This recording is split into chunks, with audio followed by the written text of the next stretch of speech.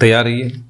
Start. Olympic खेलों में अपने देश का प्रतिनिधित्व करने वाले हर खिलाड़ी का सपना पदक जीतने का होता है। इसमें दो राय नहीं कि 10 बरस पहले केंद्र सरकार की ओर से लागू की गई target Olympic podium scheme tops के तहत ओलंपिक और पैरालंपिक खेलों में भारतीय खिलाड़ियों ने देश की झोली में पदक भी डाले हैं। पर चिंता की बात यह है कि पेरिस ओलंपिक में खिलाड़ियों के प्रदर्शन को आधार बनाकर खेल मंत्रालय अब इस स्कीम के तहत जारी होने वाले फंड में कटौती करने पर विचार कर रहा है। वह भी तब जब भारत खुद वर्ष 2036 के ओलंपिक की मेजबानी का औपचारिक दावा पेश कर चुका है। ओलंपिक खेलों के आयोजन की मेजबानी भारत को मिलेगी अथवा नहीं, यह तय होने में अभी वक्त है।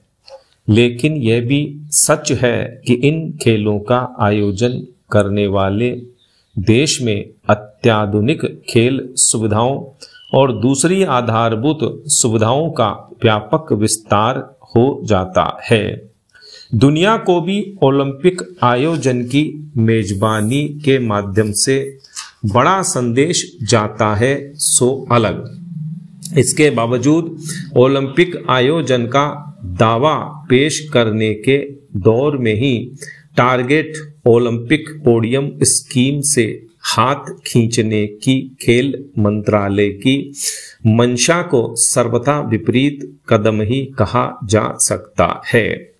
पेरिस ओलंपिक की बात करें तो पोडियम स्कीम का फंड महज 470 करोड़ रुपए था, जबकि पेरिस ओलंपिक के आयोजन पर फ्रांस का खर्च लगभग 81,000 करोड़ रुपए था।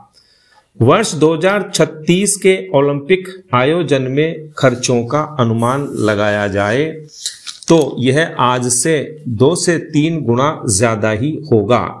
खिलाड़ियों के फंड में कटौती होगी तो उनकी ट्रेनिंग और प्रैक्टिस पर भी असर पड़ना तय है। ऐसा हुआ तो आने वाले ओलंपिक आयोजनों में खिलाड़ियों के पदक जीतने की संभावनाओं पर भी असर पड़ना तय है। और फिर यदि हमारे यहाँ ओलंपिक का आयोजन हो तब खिलाड़ियों का प्रदर्शन कमजोर दिखे, यह तो कतई स्वीकार नहीं होना चाहिए। टॉप्स के तहत पदक जीतने की संभावनाओं वाले करीब 300 खिलाड़ियों को विशेष प्रशिक्षण दिया जाता है। हैरत की बात है कि नए नियम बनाकर इस संस्था व राशि में कटौती करने की तैयारी है। यह सच है कि पिछली बार के 7 के मुकाबले इस बार भारत को ओलंपिक में 6 पदक ही मिले। इस कारण वह पदक तालिका में पिछली बार के 48वें स्थान से खिसक कर 71वें स्थान पर आ गया। लेकिन और मजबूती से उभर कर आने के लिए कटौती का विचार छोड़कर खिलाड़ियों पर खर्च का अनुपात बढ़ाना ही चाहिए, तब ही हमारे खिलाड़ी बेहतर प्रदर्शन कर पाएंगे। आज रतनजी टाटा के निधन को 1 महीना हो रहा है। पिछले महीने आज के ही दिन जब मुझे उनके गुजरने की खबर मिली तो मैं उस समय आसियान समिट के लिए निकलने की तैयारी में था। रतन टाटा जी के हमसे दूर चले जाने की वेदना अब भी मन में है। इस पीड़ा को भुला पाना आसान नहीं है।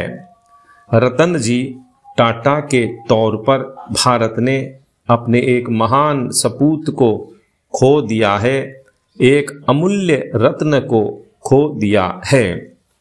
आज भी शहरों कस्बों से लेकर गांवों तक लोग उनकी कमी को गहराई से महसूस कर रहे हैं।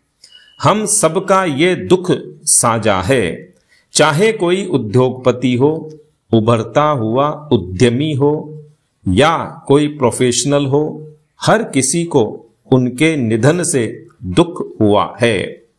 पर्यावरण रक्षा से जुड़े लोग, समाज सेवा से जुड़े लोग भी उनके निधन से उतने ही दुखी हैं और ये दुख हम सिर्फ भारत में ही नहीं बल्कि दुनिया भर में महसूस कर रहे हैं।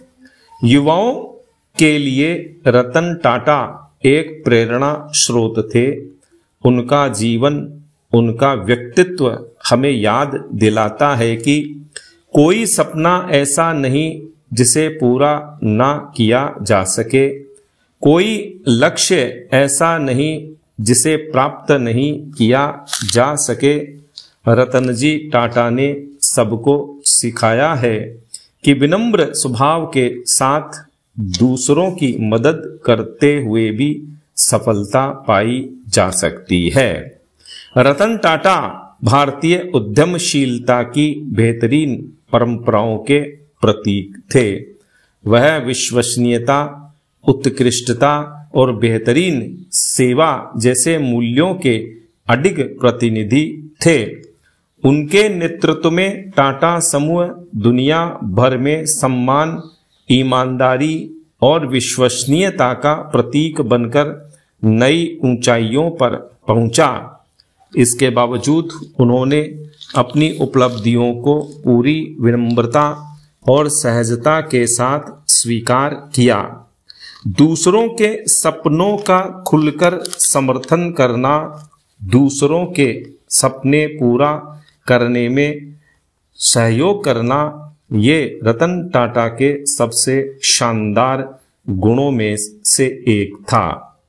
हाल के वर्षों में वह भारत के स्टार्टअप इकोसिस्टम का मार्गदर्शन करने और भविष्य की संभावनाओं से भरे उद्यमों में निवेश करने के लिए जाने गए। उन्होंने युवा एंटरप्रेन्योर की आशाओं और आकांक्षाओं को समझा, साथ ही भारत के भविष्य को आकार देने की उनकी क्षमता को पहचाना। भारत के युवाओं के प्रयासों का समर्थन करके उन्होंने नए सपने देखने वाली नई पीढ़ी को जोखिम लेने और सीमाओं से परे जाने का हौसला दिया। उनके इस कदम ने भारत में इनोवेशन और एंटरप्रेन्योरशिप की संस्कृति विकसित करने में बड़ी मदद की है। आने वाले दशकों में हम भारत पर इसका सकारात्मक प्रभाव जरूर देखेंगे। रतन जी टाटा ने हमेशा बेहतरीन क्वालिटी के प्रोडक्ट, बेहतरीन क्वालिटी की सर्विस पर जोर दिया और भारतीय उद्यमों को ग्लोबल बेंचमार्क स्थापित करने का रास्ता दिखाया। आज जब भारत 2047 तक विकसित होने के लक्ष्य की ओर बढ़ रहा है, तो हम ग्लोबल बेंचमार्क स्थापित करते हुए ही दुनिया में अपना परचम लहरा सकते हैं। मुझे आशा है कि उनका ये विजन हमारे देश की भावी पीढ़ियों को प्रेरित करेगा और भारत वर्ल्ड क्लास क्वालिटी के लिए अपनी पहचान मजबूत करेगा। उनकी महानता बोर्ड रूम या सहयोगियों की मदद करने तक ही सीमित नहीं थी। सभी जीव जंतुओं के प्रति उनके मन में करुणा थी। जानवरों के प्रति उनका गहरा प्रेम जग जाहिर था और वह पशुओं के कल्याण पर केंद्रित हर प्रयास को बढ़ावा देते थे। स्टॉप।